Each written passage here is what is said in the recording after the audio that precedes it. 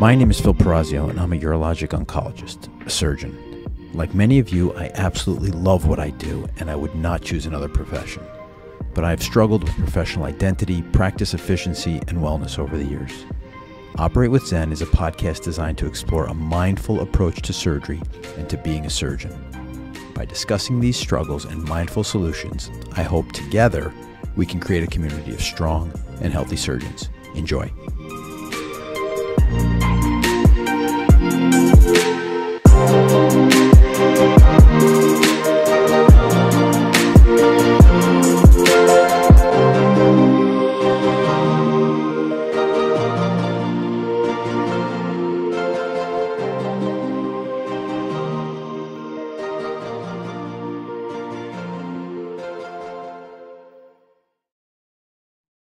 Welcome to this episode of Operate with Zen. Today I have the great pleasure of being joined by someone who's become a really good colleague and friend, Louise Phipps. And Louise, please introduce yourself to the audience. Well, Phil, thank you so much for being here today. I'm really tickled about it. I am an attorney and transformative mediator by background, and I'm the author of Being Relational, the 7 Ways to Quality Interaction and Lasting Change. I'm a relational conflict theorist and have taught at your great past alma mater, if you will, Johns Hopkins, as well as other universities, and at the University of Maryland and at Harvard. Yeah. And so our first interaction was on a team mediation. And I learned a ton from you. And as you can imagine, and as you know for a living, sometimes in the hospital and sometimes with physicians and surgeons, there isn't always great behavior. And sometimes people don't get along so well. So I'd love to start there. Tell us a little bit about mediation in medicine and what you kind of see when you mediate problems in the hospital or practices or whatever it may be. Oh my. Well, we have had the privilege of being called in over the past 30 years to a number of different interventions in various hospitals.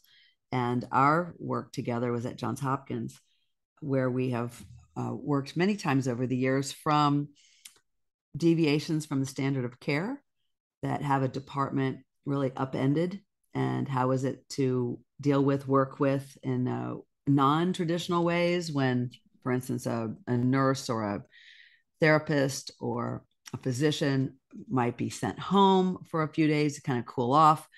And while the department is really fumbling and very discombobulated because they are concerned about a death that happened, unexplainable to them, and they're trying to figure it out. So we come in and have done that work, as well as trying to have the family, if you will, the family system begin to see that the impact with one situation does impact the whole.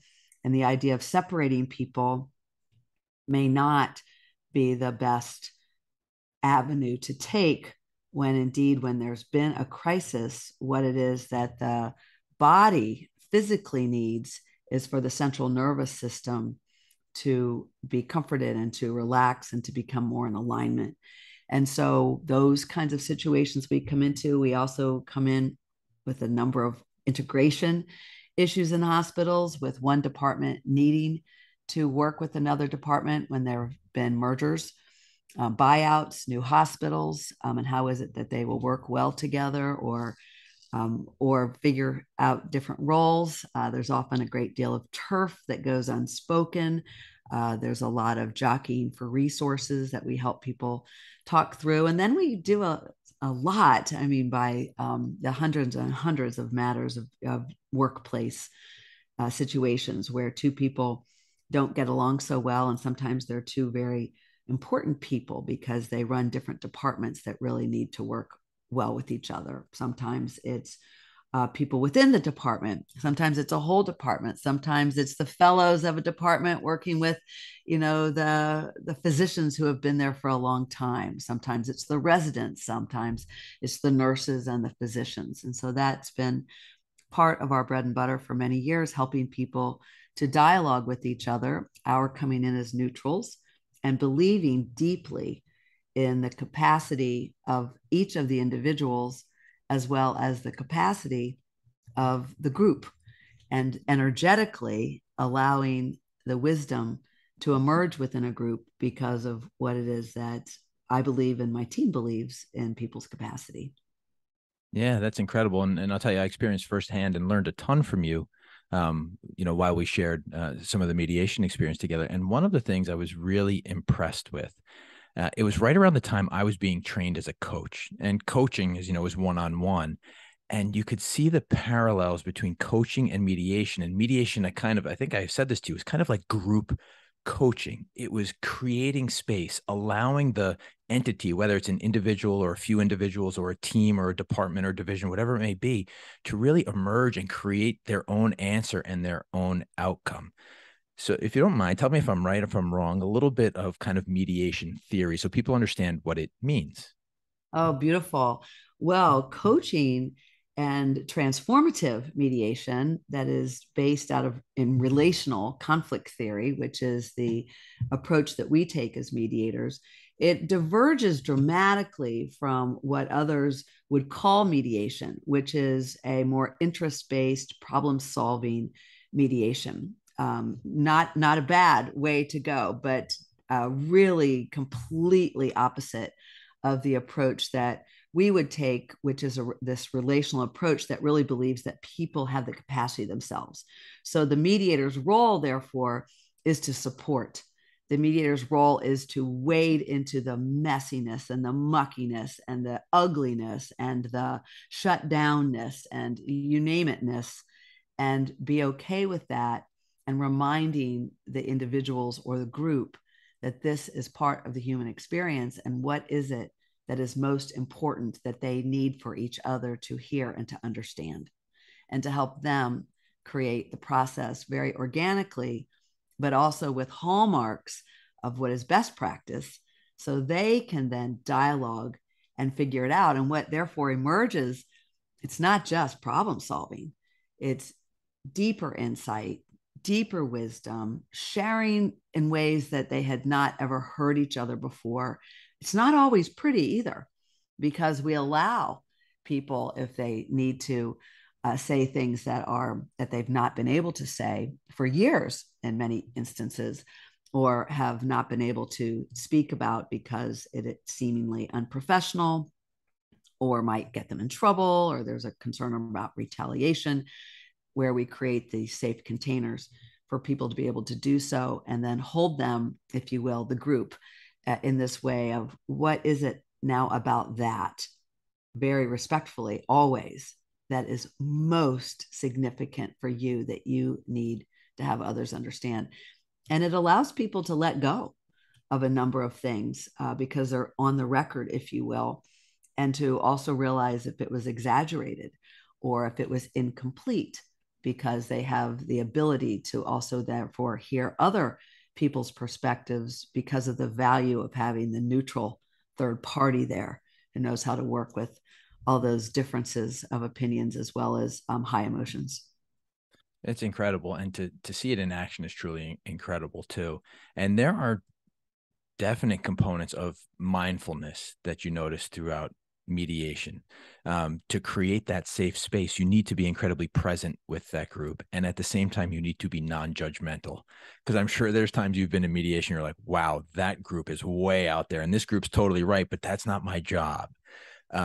Tell That's us, exactly right. In yeah. fact, it's been an adult lifetime, and it continues to be, of cultivating my own sense of centeredness and groundedness to wade into that field that is very energetically discombobulated, and not be judgmental about it, but to recognize that my wading in will already change a dynamic.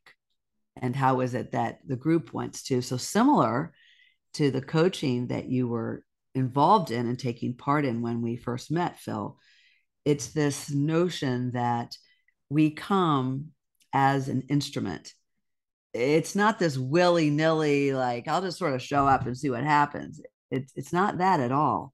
It's a fine tuned machine that shows up to see what the orchestration might look like.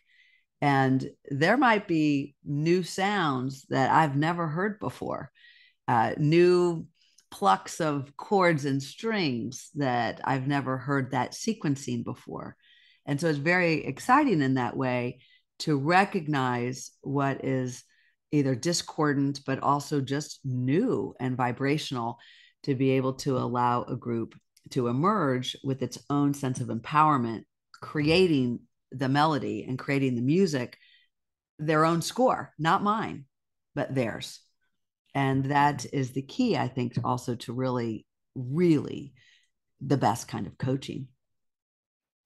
And, since this podcast is designed specifically for surgeons, obviously there's correlations to many fields and many people out there, but surgeons have to mediate and coach all of the time. And sometimes it's in our operating rooms, sometimes it's in our clinic, sometimes it's with our patients.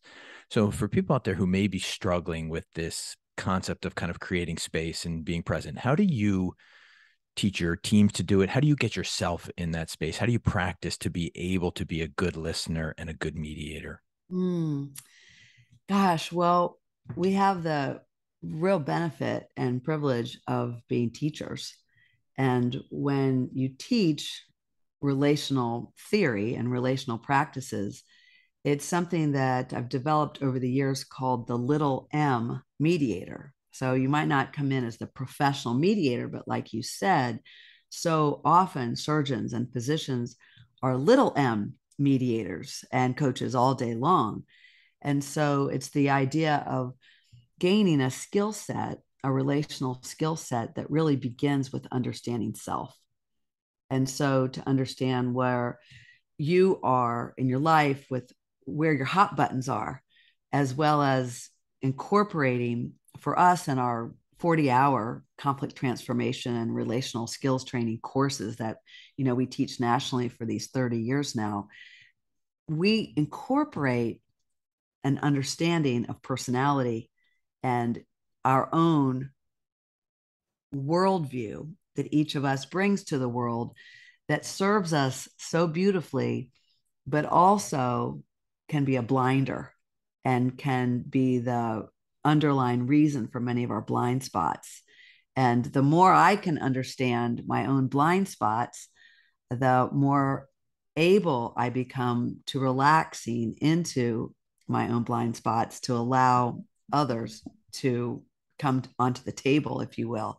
And so that's really what our training is about. We give very specific method to mediators, whether they will be professional mediators as we are, or whether they are executives or surgeons or teachers or parents, or the whole gamut of people who come to our trainings, a skill set for understanding self and how to stay centered and grounded before you engage with others.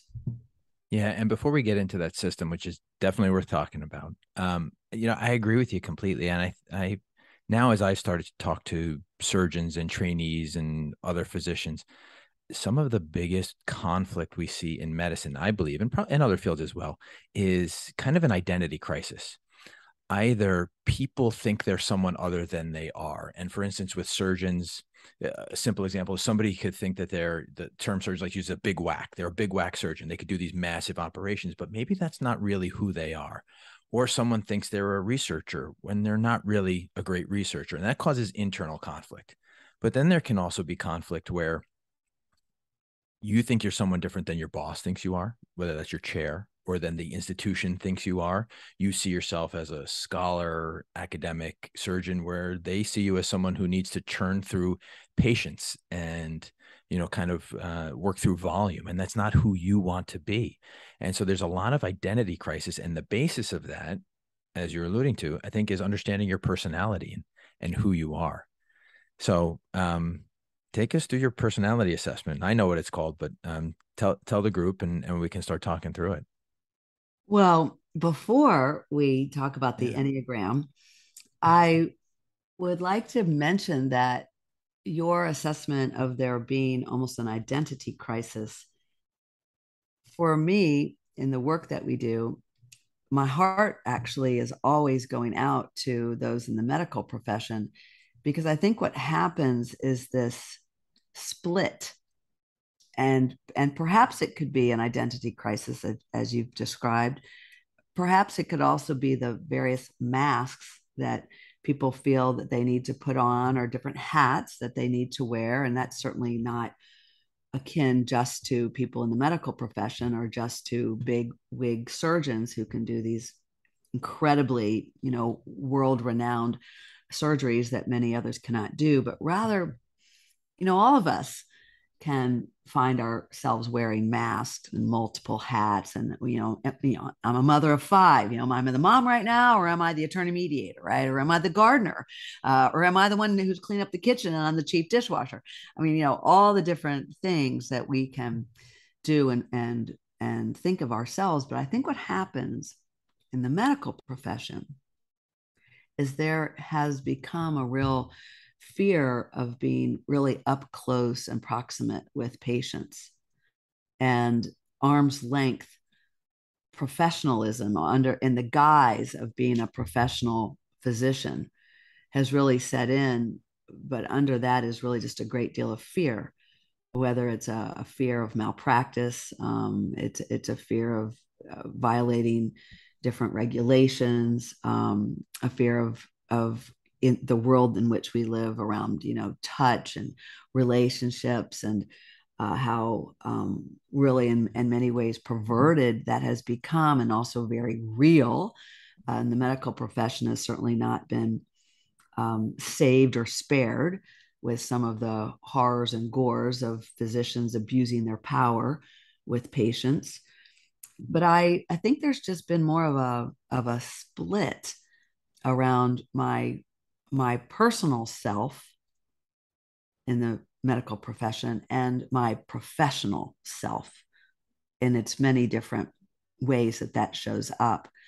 And so I think the medical profession has an incredible opportunity to really look at itself and consider slowly, but also very dramatically, working on integration, not with just medical records and Epic and the various digital incredible tools that we have to be more connected, but personal integration, so that you as a surgeon can show up with your patients as Dr. Paracio, it's Phil, completely, as a father, as someone who cares, a man of faith, whatever your hobbies are, and a brilliant scientist and physician as well, rather than really just the surgeon who comes in to sort of check on how the surgery went and what the medical stats are, and exits and just does a consult when needed. I think we will be moving, I hope, towards that, because that really is at the heart of the way I would describe it in any field, but in particular with medicine, taking a much more transactional approach that I think has been happening through almost a process of erosion, rather than coming back to where medicine started in the beginning. Medicine was as closely aligned with the spiritual self. Medicine, where it began, was about the integration of the whole body. That the mind, body, spirit was the medicine, and to really look at integration of self, and then integration of how it is that people work within departments, which is how we met and the work that we do, but just what might even be taught in medical school. It might save a lot of physicians from divorces and early heart attacks, and things being so aloof and so seemingly disconnected. And I also might add stingy. I think many people in the medical profession have become downright stingy with their dollars and with their knowledge, because they've become so isolated, living in this very tiny, narrow silos. That the practice of medicine is so siloed when it could be so expansive. So, incredibly profound what you just said, and it's funny the way these things work out. The theme of this season on Operate with Zen has clearly been about this integration you're talking about. And in the first episode, Tate Shanafelt, who's the chief wellness officer at Stanford, we had a whole discussion about how we are surgeons and humans, how we are oh, I'm a father and a urologist. And we can't separate these things. They shouldn't be separated. They define who we are. And the more we embrace them and allow them to kind of exist together, the more kind of the less discord we find in our life, the more discretional energy we have, and the more we're moving kind of in the same direction. So incredibly profound. I couldn't agree more with what you said. And you're right. I mean, there is centuries of medical literature talking about the relationship between physicians and patients and how people improve through the relationship. Yet medicine has changed dramatically in the same 100 period of time, let alone a couple of decades, right? So that relationship is incredibly important to who we are, especially as highly technical surgeons and highly technical physicians who do have our silos, at least academically or medically. But it doesn't mean we need to be siloed in our lives. And I've loved what you said. I think that this idea, and I know that you want to also talk about the Enneagram, but my sense is that what we will discover again, what we knew hundreds of years ago, is around the placement of our attention on the whole person, and this idea where we're not split, we're one, and from a spiritual perspective, we're all connected. We're all just little facets of the oneness. That quantum physics now, neuroscience has a lot of its own contributions to what I'm about to say, but quantum physics in particular, that for physicians, what they place their attention on, the whole person, and for the patient, from a reciprocal standpoint, to feel a connection with her surgeon, that energetic combination can actually change an outcome unto itself. That is powerful medicine. And I'm very interested in things like that, and have been, as it relates to my mediation practice. But if you bring it into your surgical practice, which has complete applicability, it can change outcomes, even if there is a bad, if you will, medical outcome. The other outcome that's on a higher plane than that can rise to the occasion, even in medical errors, I think, and error or no error, just in a bad outcome Yeah. because of the way people connected with each other on this more human level energetically. Yeah. And, at a granular level, we've talked in this podcast um, about mirror neurons and bringing positive energy into a room can elicit positive energy from other people. We've talked about complications and how to deal with families and deal with patients, but you're really talking about the metaphysical, about what's going on kind of in addition to the nuts and bolts of how to manage a complication, how to manage a tough situation. And I think that's powerful too. And it exists beyond our medical interaction. It exists in every personal interaction.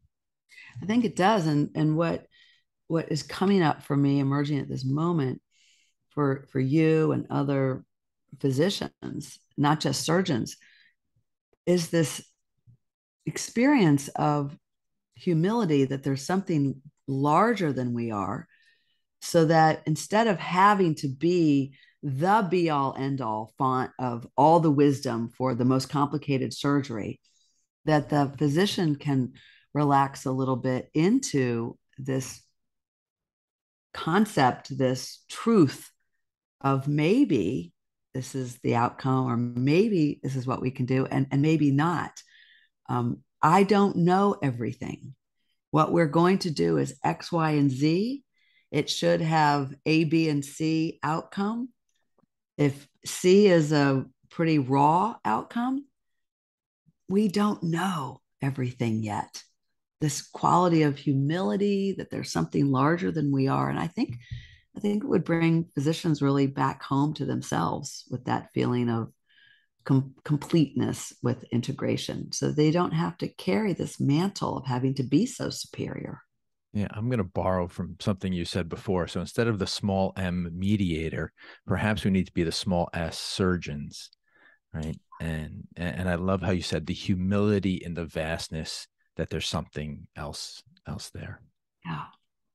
And from an Enneagram Yeah. perspective, that's really, there's a component of that embedded in the world of the Enneagram. So the Enneagram is an ancient, what we might now call personality system, but it certainly predated the word personality, let alone the study of the person as we know it now as personality. But so ancient in its origins, it was in all the great religious traditions, and tended to be a wisdom that was held by the shaman or by the high priest, or by the rabbi, or as it's come down through the ages.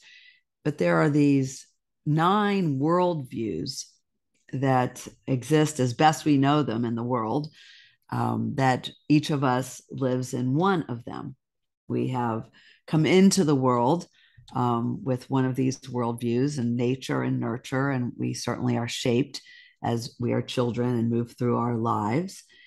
In Enneagram terms, it's how it is that we think and we feel and we behave, all braided together, motivated by our worldview, what we came to believe we needed to survive. And so, 9 different flavors of survival. And it's a rather primitive way that we are motivated throughout the day, tens, hundreds, even thousands of times. We can go on automatic. It is certainly, this motivation can serve us quite well in our lives, but it can also create suffering for ourselves and for others. And namely because we're just not seeing the full world. We're seeing a world that is jettisoned through a very narrow lens of one worldview. So it's very exciting to me to teach the Enneagram. I've been teaching it for over 25 years, and to executives and surgeons and medical folks across the country and even the world, and constantly learning. Because whether you know the Enneagram well or not, you don't even have to. It's just the idea that I see the world through a lens, but there are 8 other valid, equally valid lenses than my own. that excites me. That's just like, wow, how wonderful and amazing is just that unto itself. Yeah. And, I've taken and participated in a variety of personality tests, and this has become my favorite.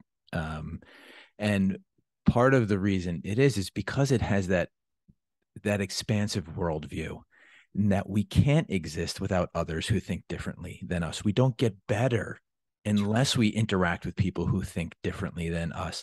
And we need to value people who are different than us for our society and for the world to kind of be a better place. And I think that's one of the really important core principles of the Enneagram. And then just to kind of say, I think what's also beautiful about the Enneagram is it helps you understand how and why you interact with different people. It really does. It's amazing. You just said a lot of things in those few comments, Phil. So we are the instrument, and the more we can understand ourselves, I think about our work with physicians, medical personnel, and staff and surgeons, and they're still humans. And when they get together, the more understanding that the human person can have about herself or himself, the greater the chances are that there can be a more meaningful exchange, even if we don't like each other, even if we have very different viewpoints. And I think of the Enneagram and the work that we've been doing for all these decades as being, in many ways, with the conflict transformation principles, it's really at the bedrock of where we are right now with diversity and equity and inclusion, to really understand at a much deeper cellular, individual, how you come into the world level, what you said, we need all 9 worldviews. The issue is how healthy is my worldview being expressed, or how narrow am I living into my worldview? And so the more we can have that widening of the aperture on the lens, the greater the more well-being we can bring to the world. And the more I suffer myself, the more I'm going to probably project my suffering onto you. Yeah. And as it goes, right, for any other human being. So it allows one to take others kind of where they are, and also asking in return others to take me, where I am and when I'm showing up not at my best self, but to know that I'm probably just locked into what I came to believe I needed to survive, and it might be there all along. I just got clamped up and got clutched up about it. Yeah. And you really can't interact well with others unless you understand how you act and what you're looking at. And in some ways, I would say, not that it's okay if you have a closed aperture, right? We want to expand our aperture, but at least if you understand that you have a closed aperture, you have the ability to understand why you may be acting some way and how other people may perceive you. And so it's a tremendous gift of self-perception to be able to put yourself in a framework, whether you like the Enneagram or not. A framework like this really helps you understand who you are and how you interact with others. It was so enormously helpful to me when my own family suffered a catastrophic injury, a tragedy, when one of our 5 kids was on a summer vacation, became a quadriplegic when he dove into the ocean and hit a sandbar. And in living in hospitals across the United States, trying to keep him alive, his name was Archer, as you know, to know my Enneagram type. And when I was most distressed, so I'm a 3 on the Enneagram, and the Enneagram tends to go by types 1 through 9. And there are also some words that have been given to the Enneagram in like the last 50 100 years kind of thing, but it's really a typing system around the numbers. And so as a 3, being driven by success and moving into the world and believing that I have to effort things to make them. And the more effort, the bigger, the better it's going to be, which is sort of the worldview that this little baby, this little child took on. The more exciting, or the best I can be to get your attention. So it's driven by this need for recognition and do you see me? And so a lot of 3s tend to be performers. They're excellent at what they do. They're going to go deep into the mastery of something so they can be the best kind of thing. And to know that I was thrust into this landscape in hospitals, ICUs, I didn't speak the language. I didn't understand what was happening. Information that I'm so used to being privileged to was being kept from me. I couldn't find people to actually interface with me whom I needed, who had the power.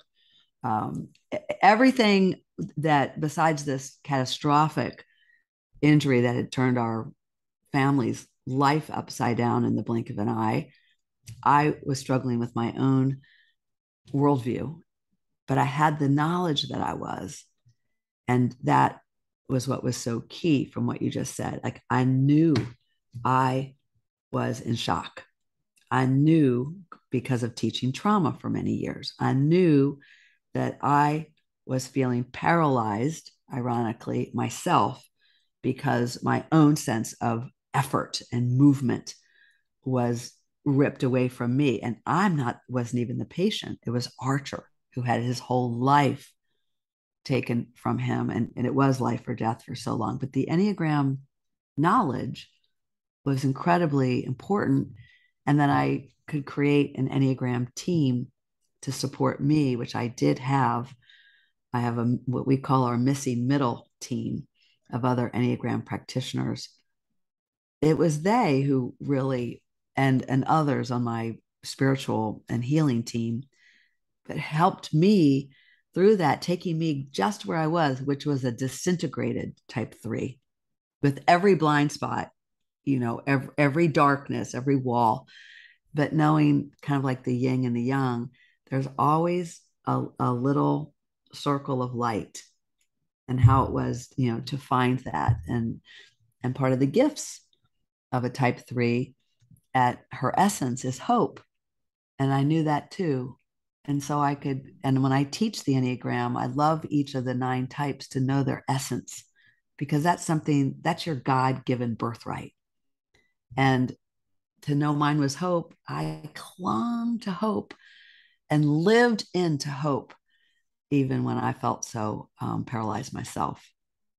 And I think it can be enormously helpful for doctors to know their type, to know if I could go around the Enneagram wheel, what the essence is for each of the types. And it can really bring you home to a sense of connection with others, connection with yourself, and to connection with the divine, because it's ancient. That's the beauty of the Enneagram. Unlike other personality inventories, it's thousands of years old. It predates the written word, is all handed down through oral tradition. And I love that about it. And it's a quality of knowledge, self-knowledge, that can not only reduce individual suffering, but can allow one to be more authentic. And I think of all of the surgeons, can allow the surgeon, when he knows himself and she knows herself, to be more authentic when you show up with your patients. Yeah, once again, an incredibly profound point. And I think understanding, as you said, the essence. And when you're really struggling, and listen, what you and your family and what Archer have been through is tremendously stressful and traumatic. And not to little that at all, but everybody has trauma in their life. Everybody has suffering in their life. And to understand naturally where you are going to go, and naturally to understand how you can support yourself to come out of that dark place, is incredibly important, because we're all going to end up in dark places at some point. I think the idea of trauma, and it's something that it took me about 5 years and with our family to begin to recalibrate from our trauma, and the wide lens that we've so wanted to cultivate and adopt over these 30 years of practicing as a relational transformative mediator, and with the knowledge of the Enneagram,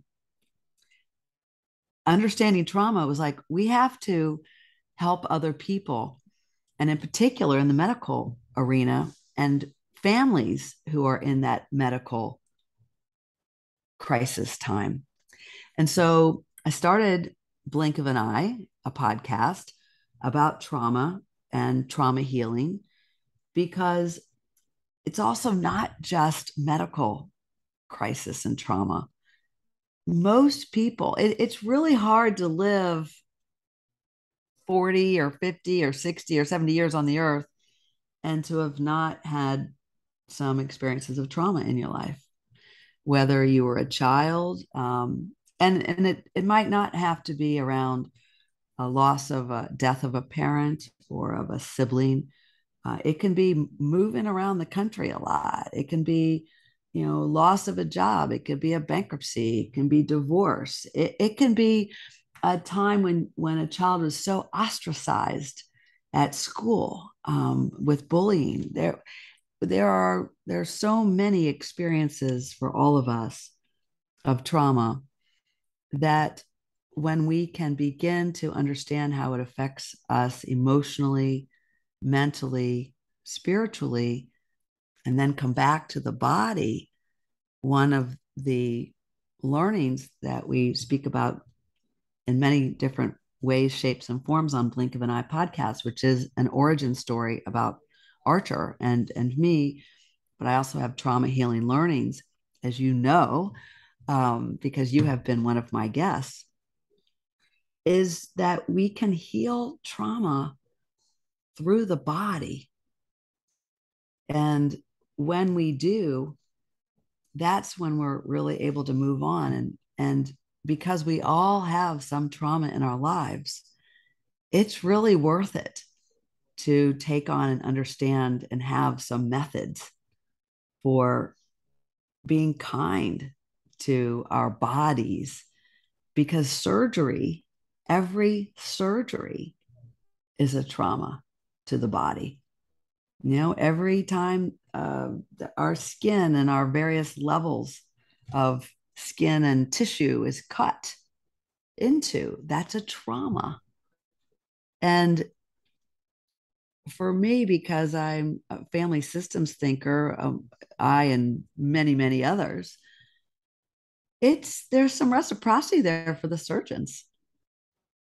And I suspect many people haven't really spent so much time thinking about our surgeons experiencing trauma in a secondary way, witnessing. Of course, there's anesthesia, but surgeons come in and they come out, and they're not there for all of those stitches and the oozing apart, or the infections that can get set in, and all the things later that were put in motion by what happened at the very first cut. And the body is capable of healing trauma physically, as we all know, through healing and what physicians are all about. But we're capable of healing our emotional traumas through energetically through our bodies when we metabolize the experiences in our lives that have caused us so much adhesion on the inside. There's a reason why we have heart attacks. There's a reason why we have stomach aches. There's a reason why our bowels don't work well. It's oftentimes because the energy in our body has been glommed up in some way, probably through some kind of ongoing sequential trauma or one big event. And so I think of your work as a urologist, the work of many other surgeons. The real healing can also be not only what you're doing as a surgeon, but for yourselves, to take care of yourselves, and to know that there's a whole nother journey for that patient in healing that is not surgery, but is very much part and parcel to that surgery that you might actually set in motion and be the catalyst for, with a relational approach to the patient. Yeah, I think you're absolutely right, Louise. And I think one of the really important things to recognize is, as surgeons, we walk into trauma every day volitionally. The, Yes. the trauma we're going to inflict on others, and the trauma we experience ourselves. And I tell my patients all of the time, as controlled as surgery is, it's traumatic to the body, and it's going to inflict a trauma on you. You've got to heal from that, and we try and make that as painless and accessible as possible, but it is trauma. And we also experience trauma when things go well and when things don't go well. We experience a tremendous amount of trauma as surgeons. And I've come to engage a fair amount in the trauma literature. And it is absolutely true, scientifically well proven now, that trauma manifests itself physically, and through physical healing, we can improve our interactions with trauma. And the simplest thing, I would just give kind of a personal, kind of story for surgeons out there listening, is I learned I used to carry a lot of my tension in my shoulders and neck, which is really common place to carry tension. And I've worked on those areas a lot, especially when I'm feeling tense. So now I'm more aware of it. So I know when I'm becoming more tense, I feel the tension building in those areas. And so I also know to quiet it down. And sometimes physically working on massage or stretching or other things can actually help in the reverse, bring the tension down. I need help in my hips. I carry a lot of tension in my hips too, and I'm working on that. But these things are absolutely true. And for anybody listening who wants to read more into this or get into a little bit more of the science, I think I'll ask your opinion, but my favorite primer is The Body Keeps the Score. I think is a phenomenal book that kind of it puts the science there. It tells the story of how our bodies and minds interact with trauma. It's a tough read at some points because it gets a lot into physical and sexual abuse, but it also gets into physical trauma and emotional trauma, and it helps you with an understanding of how we function and how we recover. I think Bessel van der Kolk's work with The Body Keeps the Score is foundational. I also think that Stephen Porges's work with polyvagal theory adds another dimension for your surgeons. They might be very interested in that book, a very scientific book. And, they also one of my favorites, she's no longer living now, and her name's Louise. But Louise Hay, she started the Hay House Publishing Company in England. But the idea that when you have, for instance, a hip displacement or a hip issue, or someone might have or knee surgery, or it's upcoming because you've got a knee problem. She spent her lifetime as an adult, but also with a body worker, and understanding the energy of the mind and the body connection, with how it is that we all heal our bodies with how we think.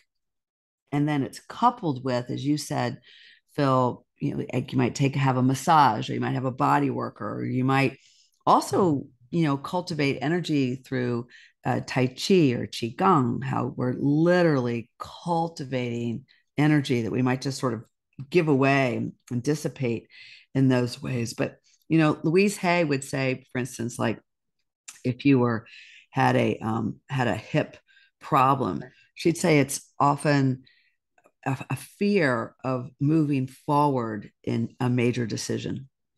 So the belief is that you come to believe is like, I'm not going to be able to move forward as I should.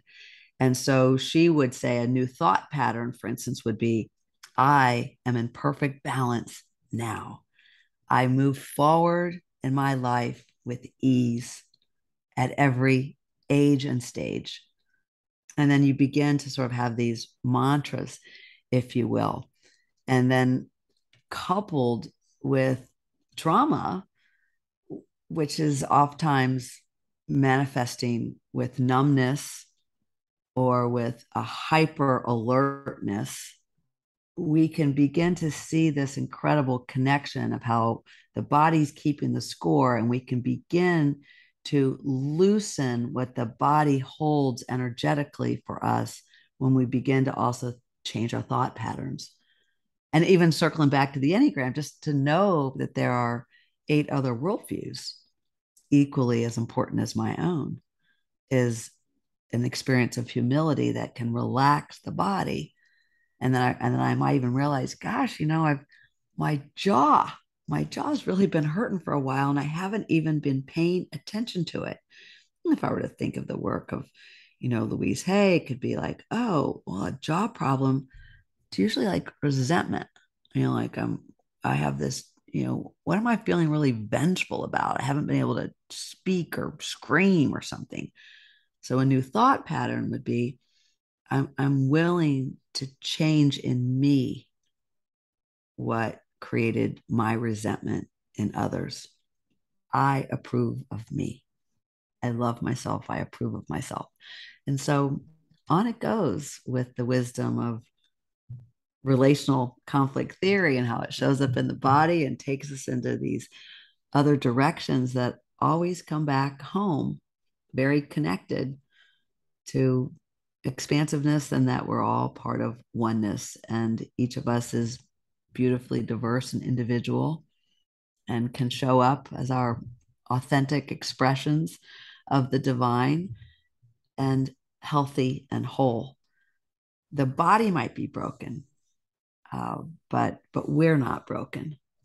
And and that I think is an important philosophy for me. It's been very important to live by, and it's been important now in our family's tragedy and with the writings and the podcast Blink of an Eye and with the nonprofit too. Yeah.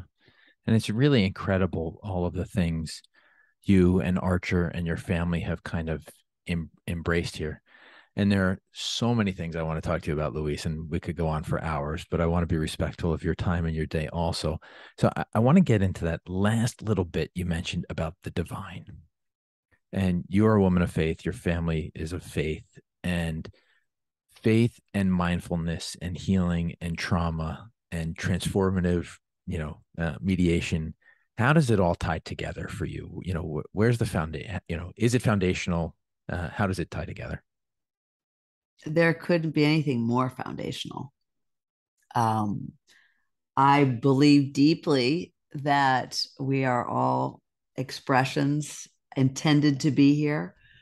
My soul has chosen to be in this life.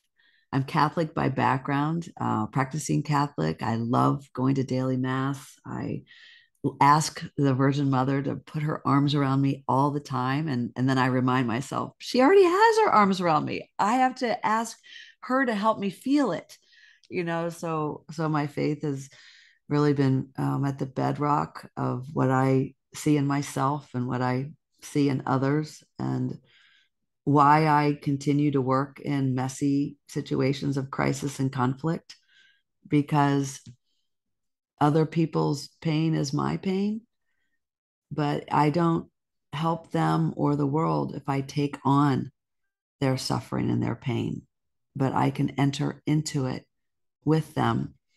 And even if I'm not actually with them, through prayer, through my intentions, my thoughts that I send them.